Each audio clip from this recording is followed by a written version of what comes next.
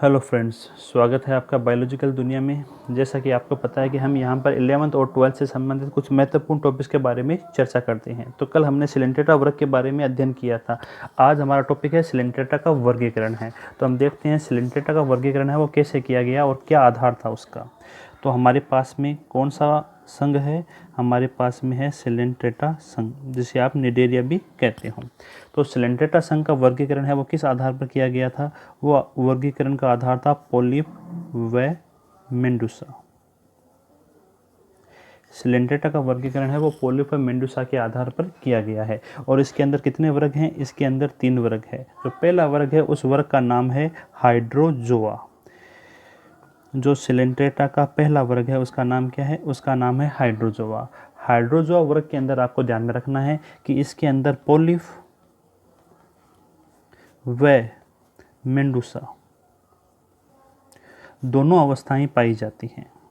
या दोनों अवस्थाएं क्या है? वो इसके अंदर प्रभावी होती है। एक अपवाद आएगा हाइड्रा का, लेकिन दोनों अवस्थाएं इसके अंदर क्या होती है? प्रभावी होती है। ये चीज़ आपको ध्यान में रखनी है। इसका पहला एग्जाम्पल है हमारे पास में, इसी वर्ग के नाम पर उसका एग्जाम्पल को आपको याद रखना है, और वो एग्जाम्पल है हाइड्रा। हाइड्रा होता है, यह आपको पता होगा स्वस्थ जलीय पोलिप है। अब देखो, मैंने यहाँ पर शब्द इस्तेमाल किया है स्वस्थ जलीय, सिलेंट्रेट भी कह सकता था, लेकिन मैंने बोला है स्वस्थ जलीय पोलिप, क्योंकि हाइड्रा के अंदर मेंडूसा नहीं पाई जाती है। तो मेंडूसा जो अवस्था होती है वो हाइड्रा के अंदर क्या होती है? वो हाइड्रा के अंदर होती है, वो एब्सेंट होती है। तो ये चीज़ आपको ध्यान में रखनी है। इसके बाद में इसका दूसरा एग्जाम्पल आपके पास में है ओबेलिया। कौन सा एग्जाम्पल है इसका? दूसरा ओबिलिया है वो इसका एग्जाम्पल है। ओबिलिया के लार्वा को हमने देखा था, उस लार्वा को हमने क्या कहा था? उस लार्वा को हमने कहा था प्लेनुला लार्वा कहा था। क्या कहा था? प्लेनुला। लेकिन ओबिलिया का जो नाम होता है ना, इसे हम समुद्री फर भी कहते हैं। क्या कहते हैं? समुद्री फर भी कहते हैं। जबकि प्लेनुला इसके लार्वा का नाम है, जबकि इसका उपनाम क्या होता है? समुद्री फर होता है। इसके अंदर पोलिप और मेंडूसा दोनों अवस्थाएं पाई जाती हैं। तो पोलिप व मेंडूसा दोनों कैसी अवस्था है इसके अंदर? दोनों ही अवस्थाएं इसके अंदर है वो प्रभावी होती है। ये चीज़ आपको ध्यान में रखनी है। तीसरा एग्जाम्पल है वो सबसे महत्वपूर्ण है, जिसका नाम क्या है? फाइसेलिया है। क्या नाम है इस सदस्य का? फाइसेलिया। फाइसेलिया है, इसे हम कहते हैं पुर्तगाली युद्धपोत। किस नाम से जानते हैं इसे? पुर्तगाली युद्धपोत के नाम से इसे जानते हैं। और इसके अंदर क्या पाई जाती है? इसके अंदर जहरीली ग्रंथि पाई जाती है जो तंत्रिका तंत्र को प्रभावित करती है, यानी कि इसके अंदर न्यूरोटॉक्सिक ग्लैंड पाई जाती है, जिसे आप क्या कह सकते हो? गैस ग्रंथि कह सकते हो। तो ये चीज़ आपको ध्यान में रखनी है। इसके बाद में इसका जो दूसरा वर्ग है वो वर्ग कौन सा है? इसका दूसरा वर्ग है वो है आपके साइफोजोआ। कौन सा वर्ग है इसका दूसरा? साइफोजोआ। साइफोजोआ है वो सिलेंट्रेटा का दूसरा वर्ग है। इसके अंदर आपको ध्यान में रखना है मेंडूसा अवस्था क्या होगी? प्रभावी होगी। मेंडूसा अवस्था कैसी होगी? प्रभावी अवस्था होगी। इसका मतलब है इसके अंदर जो दूसरी अवस्था कौन सी है? पोलिप अवस्था है। पोलिप अवस्था या तो इसके अंदर क्या होंगी? एब्सेंट होंगी। अगर प्रेजेंट होगी तो कैसी होगी? वो अल्प विकसित होगी या आश्रित होगी, पूर्ण रूप से प्रभावी नहीं होगी वो। ये चीज़ आपको ध्यान में रखनी है साइफोजोआ के बारे में। इसके 2 या 3 एग्जाम्पल आपको ध्यान में रखने हैं। पहला एग्जाम्पल आप ओरेलिया। देखो, ये सब सभी जितने भी सदस्य हैं ये नाम पिछले वाले लेक्चर के अंदर आए हुए हैं। ओरेलिया, इसके लार्वा को हमने क्या कहा था? एफाइरा लार्वा कहा था। क्या कहा था? एफाइरा लार्वा इसके लार्वा का नाम था। इस जो ओरेलिया है, इस ओरेलिया को किस नाम से जाना जाता है? इसको कहते हैं हम जेलीफिश। क्या कहते हैं इसे हम? जेलीफिश। ध्यान में रखना आपको। दूसरा इसका एग्जाम्पल है वो क्या है? वो है साइनिया। कौन सा एग्जाम्पल है इसका दूसरा? साइनिया है। साइनिया को आप कह सकते हो सन जेली। और लास्ट इसका एग्जाम्पल है इस वर्ग का, वो है राइजोस्टोमा। राइजोस्टोमा ये भी काफ़ी महत्वपूर्ण एग्जाम्पल है। स्टार लगा देता हूँ मैं यहाँ पर। इसे कहते हैं बहुमुखी है या अनेक मुखी है, यानी इसके अंदर मुखों की संख्या होती है वो 1 से ज़्यादा होती है। ये चीज़ आपको ध्यान में रखनी है। किसके अंदर? राइजोस्टोमा के अंदर। अब हमारा तीसरा वर्ग है, उस वर्ग का नाम क्या है? हमारा तो तीसरा वर्ग है उसका नाम है एंथोजोआ। क्या नाम है वर्ग का? एंथोजोआ वर्ग है। एंथोजोआ जो वर्ग है, इस वर्ग के अंदर केवल पोलिप अवस्था होगी वो प्रभावी होगी। कौन सी अवस्था प्रभावी होगी? केवल इसके अंदर पोलिप अवस्था प्रभावी होगी। अगर इसके अंदर मेंडूसा है तो या तो मेंडूसा अल्प विकसित होगा या इसके अंदर क्या होगा? एब्सेंट होगा। ये चीज़ आपको इसके अंदर ध्यान में रखनी है। किसके अंदर? एंथोजोआ वर्ग के सदस्यों के अंदर। अब इसके जितने भी सदस्य होते हैं वो दो भागों में विभाजित होते हैं, ये चीज़ आपको ध्यान में रखना है। इनके सदस्यों को हम एनिमोन्स व कोरल्स में विभाजित करते हैं। किस में विभाजित करते हैं? एनिमोन्स व कोरल में विभाजित करते हैं। एनिमोन्स वे होते हैं जिनके अंदर कंकाल पाया ही नहीं जाता है, यानी इनके अंदर कंकाल क्या होगा? इनके अंदर कंकाल एब्सेंट होगा। जबकि कोरल वे सदस्य होते हैं जिनके अंदर कंकाल पाया जाता है, और कंकाल किसका निर्मित होगा? कैल्शियम कार्बोनेट का निर्मित होगा। ये चीज़ आपको ध्यान में रखनी है। अब एनिमोन्स के एग्जाम्पल कौन से हैं? एनिमोन्स का एग्जाम्पल है आपके एडमेसिया।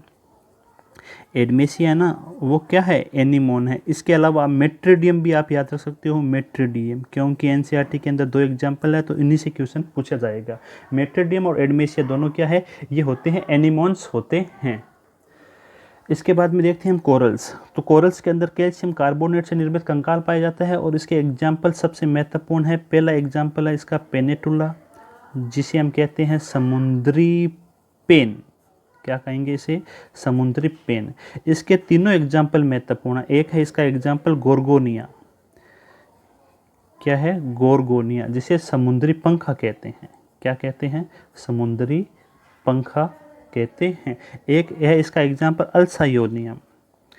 अल्सायोनियम, अल्सायोनियम को हम कहते हैं डेड मैन की अंगुलियाँ।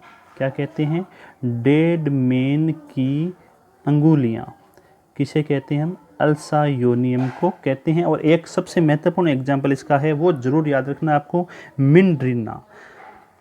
ये मेरे भी 2-3 एग्जाम के अंदर आया हुआ है। इसे हम कहते हैं मस्तिष्क कोरल। क्या कहते हैं इसे? मस्तिष्क कोरल कहते हैं। तो ये चीज़ आपको ध्यान में रखनी है। अब हम देखते हैं नोट्स के बारे में। तो हमारे पास में पहला वर्ग कौन सा है? हाइड्रोजोआ वर्ग है। हाइड्रोजोआ वर्ग के अंदर दोनों अवस्थाएं प्रभावी होगी, पोलिप भी होगी और मेंडूसा, दोनों अवस्थाएं क्या होगी? प्रभावी होगी। हाइड्रा कैसा है? पहला एग्जाम्पल है हाइड्रा, जिसे हम स्वच्छ जलीय स्पंज कहते हैं। ओबिलिया को सीफर कहते हैं। ओबिलिया के लार्वा को क्या कहते हैं? प्लेनुला लार्वा कहते हैं।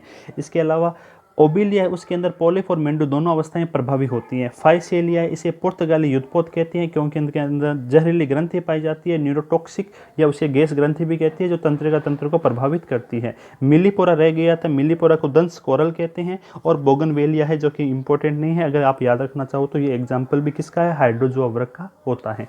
इसके बाद में है साइफोजोआ वर्ग। साइफोजोआ वर्ग के अंदर आपको ध्यान में रखना है, इसके अंदर केवल मेंडूसा अवस्था होगी वो प्रभावी होगी। पोलिप अवस्था अगर होगी तो वो एब्सेंट हो सकती है या अल्प विकसित हो सकती है। इसका पहला एग्जाम्पल है ओरिलिया, जिसे जेलीफिश कहते हैं। दूसरा एग्जाम्पल इसका साइनिया है, जिसे सन जेली कहते हैं। और राइजोस्टोमा जो सबसे महत्वपूर्ण इस वर्ग का सदस्य है, इसमें मुखों की संख्या 1 से अधिक होती है। और इसके बाद में इसके अंदर संतुलन पुट्टी भी पाई जाती है, जिसके अंदर 8 संतुलन संवेदांग उपस्थित होते हैं। ये साइफोजोआ वर्ग के बारे में हमने देखा था। और एक है एंथोजोआ वर्ग, सबसे अंत में है, महत्वपूर्ण है ये। इसका दूसरा नाम होता है एक्टिनोजोआ। पोलिप अवस्था प्रभावी होगी, मेंडूसा अवस्था इसके अंदर अल्प विकसित या आश्रित होगी। इस वर्ग के जंतु होती है वो दो भागों में विभाजित है, एनिमोन्स या कोरल्स कहते हैं। जो एनिमोन्स होते हैं उन एनिमोन्स के अंदर है वो कंकाल होता है, वो अनुपस्थित होता है। और इसके एग्जाम्पल क्या है? एक तो एडमिसिया है और दूसरा एग्जाम्पल इसका क्या है? मेट्रिडियम है। और कोरल के अंदर है वो कंकाल है वो कैल्शियम कार्बोनेट से बना हुआ होता है। और इसका एग्जाम्पल पहला कौन सा है? पेनेटुला, जिसे समुद्री पेन कहते हैं, सबसे महत्वपूर्ण है इसके एग्जाम्पल। एक है गोर्गोनिया, जिसे समुद्री पंखा कहते हैं। एक है अल्सायोनियम, जिसे डेड मैन की अंगुलियां कहते हैं। कोरिलियम अगर आप याद रखना चाहो तो कोरिलियम को हम क्या कहते हैं? लाल मूंगा। और सबसे एक महत्वपूर्ण एग्जाम्पल है जो बहुत बार एग्जाम के अंदर आ चुका है, मिंड्रीना, जिसे मस्तिष्क कोरल कहते हैं। तो इस प्रकार आज हमने सिलेंट्रेटा वर्ग के वर्गीकरण के बारे में देखा था। यहाँ पर पोलिप और मेंडूसा के आधार पर सिलेंट्रेटा को हमने 3 वर्गों में विभाजित किया था, हाइड्रोजोआ, साइफोजोआ और एंथोजोआ। तो इस प्रकार आज हमारा जो सिलेंट्रेटा संघ है वो कंप्लीट होता है। पोलिप मेंडूसा के बारे में एक चीज़ ध्यान में रखनी है, पोलिप अलैंगिक जनन करेगा, मेंडूसा लैंगिक जनन करेगा।